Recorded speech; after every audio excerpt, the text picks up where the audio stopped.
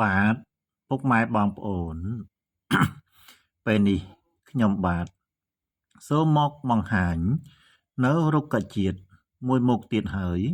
ដែលមានឈ្មោះថាពន្លៃខ្មៅ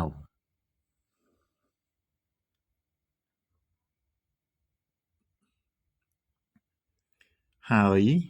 ពន្លៃខ្មៅនេះផងដែរមានរូបរាងស្រដៀងនឹងពន្លៃខៀវយើងធម្មតាទាស់ត្រង់ថាដើមពន្លៃខ្មៅមានពណ៌ខ្មៅចំណែកសាច់មើមវិញក៏មានពណ៌ខ្មៅស្វាយដែរ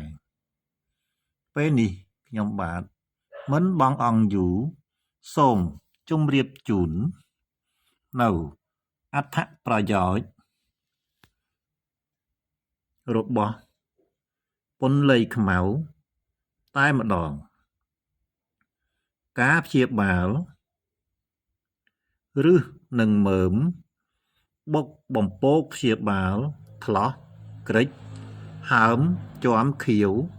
រោគស្ពឹកខ្វះជីវជាតិ B1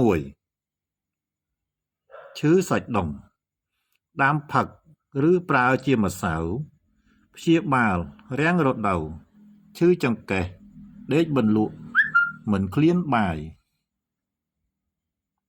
បំបត្តិឈឺចុកចាប់ក្នុងស្បូនទល់លាមកកម្រិតប្រើពី10ទៅ15ក្រាមដាំទឹកផឹកក្នុងមួយថ្ងៃបាទសូមអធ្យាស្រ័យចំពោះពុកម៉ែបងប្អូនជនរួមជាតិទាំងអស់ដោយសេចក្តីគោរពផងពីព្រោះខ្ញុំបាទ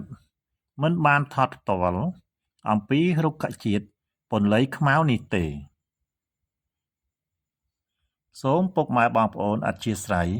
ដោយសេចក្តីអនុគ្រោះសូមអរគុណសូមជម្រាបលា